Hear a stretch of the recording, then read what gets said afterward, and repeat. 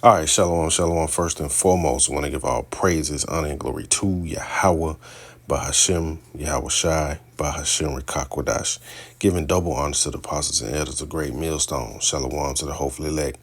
Shalom to all the brothers out here laboring in this truth with sincerity. And shalom to the few sisters that watch. It's coming back with another lesson. Just going off the spirit, as well as watching other brothers' videos, as well as things that were brought out at camp yesterday. But it just hit me, the spirit hit me to bring, look up a quote, and this is what came up.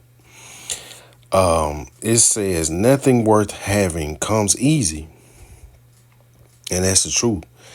And we know, that this truth will not come easy, man. It's gonna take hard work, dedication to be able to achieve everlasting life, man, to be able to achieve that crown. This is going to be one of the most challenging things that we could ever do in life, man. Brothers have played sports, brothers have overcame sickness, financial situation, family situations, but by far, man, achieving, that crown, to be able to be 144,000 out of billions of people, hey man,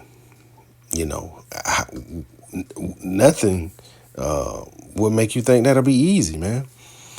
So we're gonna have to put some work in, and we know that Yahweh Shem Yahweh Shai, will have our back, man. As long as we're sincere and doing what He asked of us. So it says, the saying, "Nothing worth having comes easy." This is a quote attributed to Theodore Roosevelt, meaning achieving something valuable like a significant accomplishment, success, or a meaningful experience requires significant effort, perseverance, and sacrifice rather than being easily obtained. But, the full quote is that nothing worth having comes easy, and nothing that comes easy is worth having. And we see that in life, man. From the women to the money to the jobs, stuff like that don't last. So it says the quote encourages people to embrace the struggle, as the most fulfilling goals often lie beyond their comfort zones and require long-term commitment to overcome challenges. And being in this truth, man, it's not going to come easy. This is something, we're coming out of the world, coming out of being brainwashed, so to speak, by Esau, and then washing our brain in a righteous way, following Yahweh Shem Yahweh Shai. And we're in this man's kingdom, man. So what we're doing is totally adverse to his way of life. So with that being said, we're going to get some scriptures. We ain't going to keep on rambling. So let's go to the book of 2 Timothy, chapter 2. And we're going to start from the top. It says, "Therefore, my son, be strong in the grace that is in Hamashiach Yahweh Shai." It says, "And the things that thou hast heard of me among many witnesses, the same commit thou to faithful men." And that's what we're doing, man. We're going out searching, for the elect, man, preaching this word out on the highways and hedges, doing lessons, because we truly believe, that Yahweh Shem Yahweh Shai is the way, man. We truly believe that Yahweh Shem Yahweh Shai has the way to salvation, and this is the truth, It says, "Who shall be able to teach others also?" So that's what we're doing. We're building, being built up in the spirit to be able to go out and teach, because our leaders, starting with the Apostle to on down, man, encourages us to be leaders. We're instructed to do videos. We're instructed, to study. We're instructed to do these things, man, because our ultimate goal is to be a teacher, and a productive teacher at that, man. to be able to bring the fruit, get this word out to the elect, the 100% truth. So, we're encouraged by our elders, man, to do these things, because we're being set up to be leaders, man. Not like these other camps out here, man, where they got certain speakers and the people that stand in posts never read, they don't study, they just, they don't look into into things for themselves. But, we're going to get verse 3. It says, thou therefore endure hardness as a good soldier of Yahushua HaMashiach. And if you look at the NLT version, it says endure suffering. So we know this truth is going to bring separation between family, friends, even your job, and this thing causes conflict, man.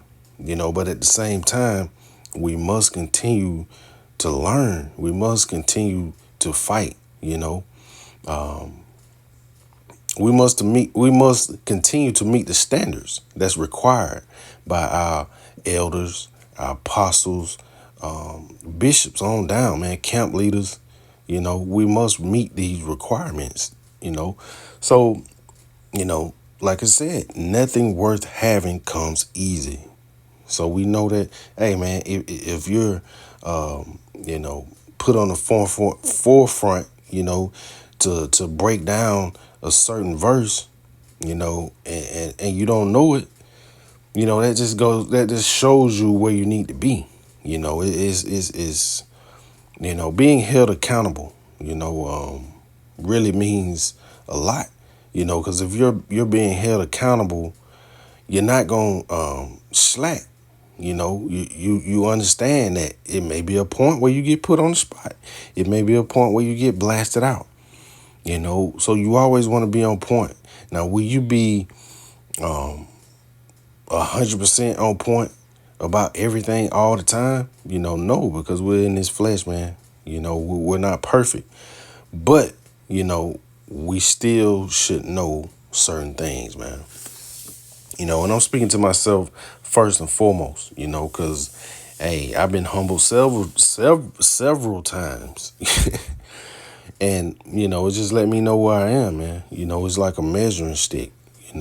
If you don't know something, you got to get up to par on it, so that's just what it is, man. It is, in certain cases, brothers get embarrassed, but man, hey, man, it's a work in progress, man, So let's continue on.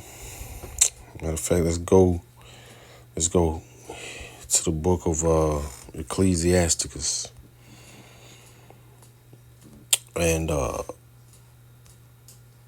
we'll go to the second chapter, and we're going to drop down to verse 14. It says, woe unto you that have lost patience, and what will ye do when the Lord shall visit you?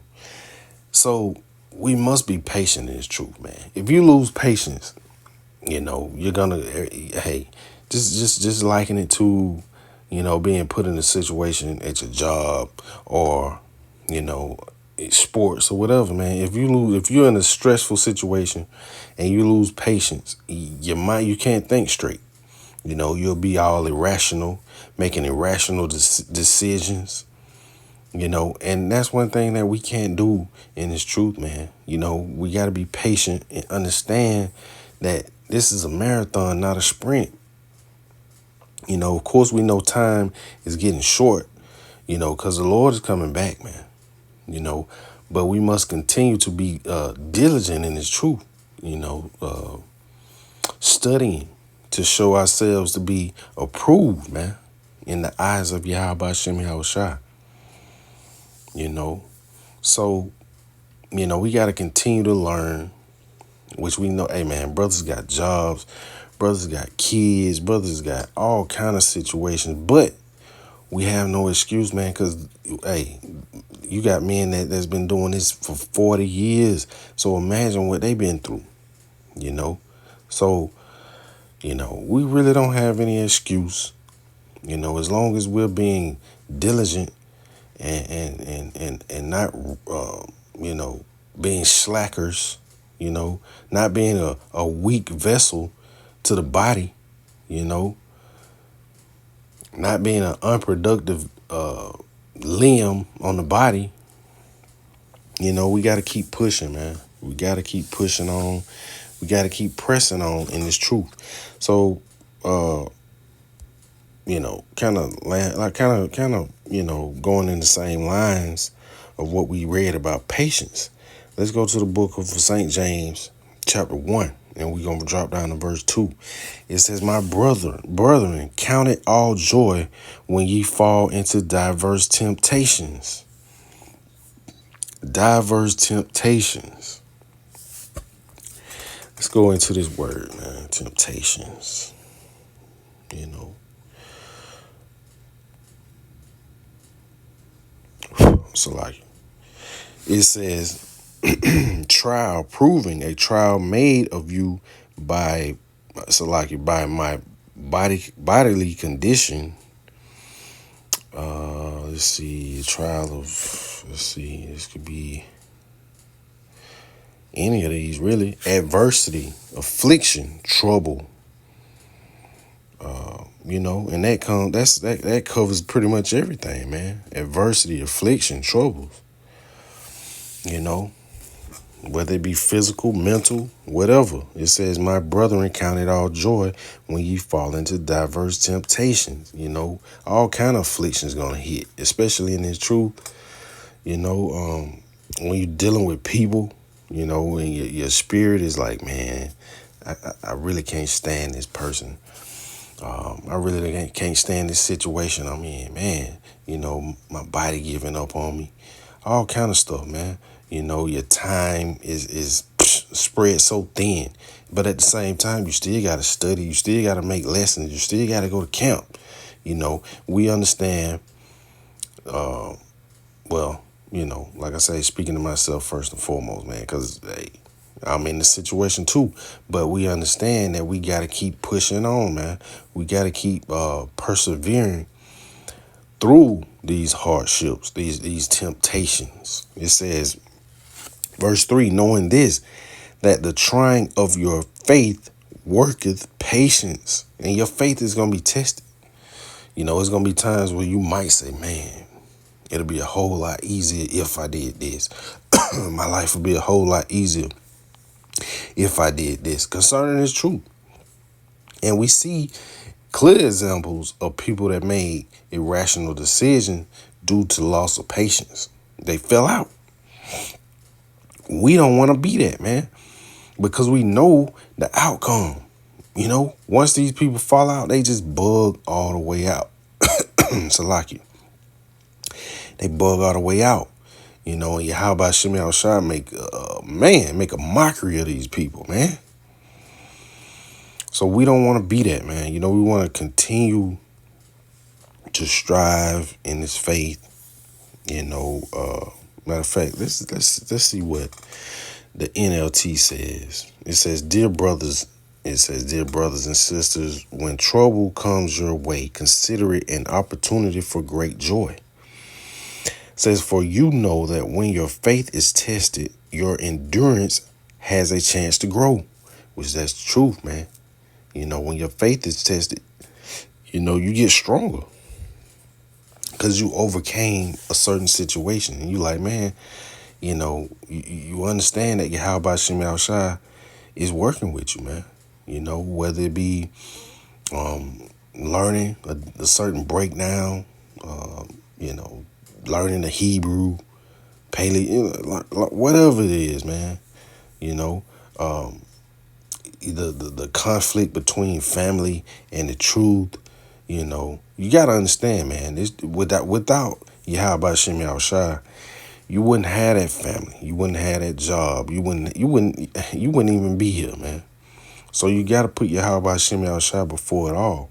And, you know, everything else will fall into place, man. But you got to be sincere about what you're doing. Is that? Yeah, that's it. Pretty much it on that. Let's see what verse 4 says. So it says, so let it grow.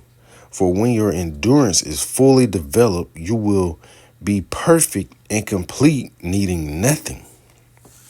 And we know pretty much that won't happen until, we get out of this place, man. Get these new bodies, laws written in our inward parts. And that's the only way we're gonna thrive, man. Getting out of Esau's kingdom.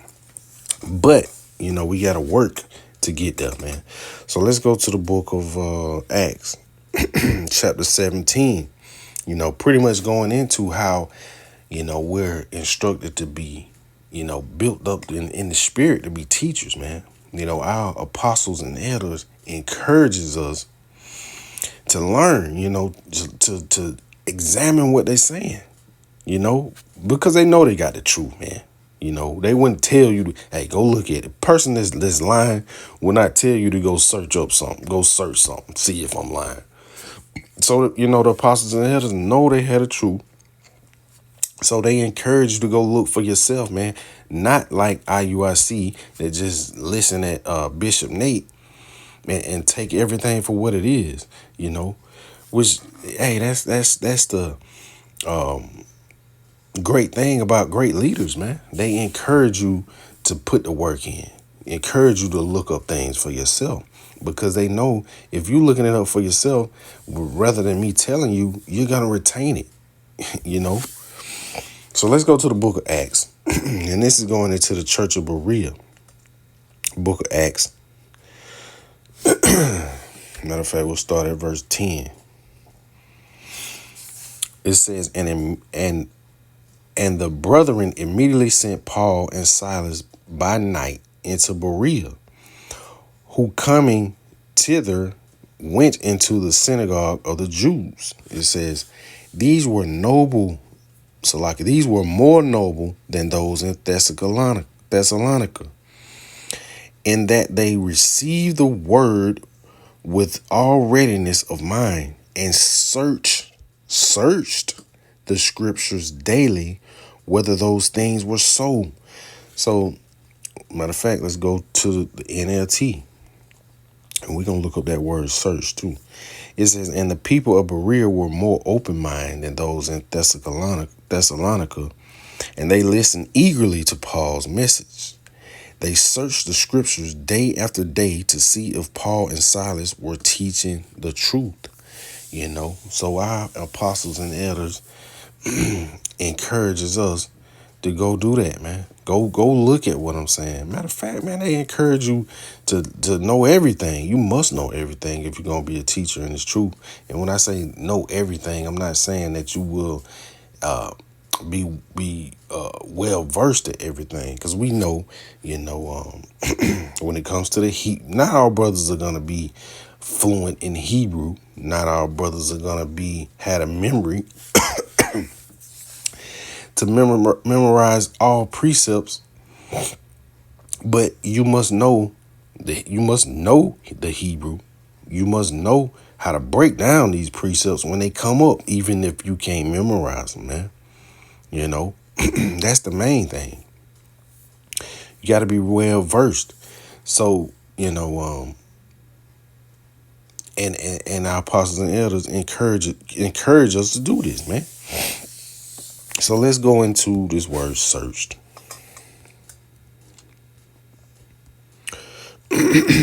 Salakia. Search is to examine or judge, to investigate, examine, inquire into, scrutinize, sift, question. And we're not scrutinizing our apostles and elders. We're just basically investigating and examining, which they, like I say, they encourage us to do this, man. They're not telling us, oh, it's this or that. If you don't believe this, we're going to kick you out. No, they're saying what we're telling you, go look it up. Matter of fact, 9 times out of 10, if they mention it, they're going to look it up themselves for you, man. Unless they just say, hey, go look it up for yourself. But they encourage this. Man.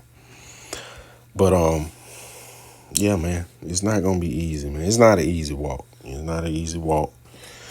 But we got to understand what the ultimate goal is.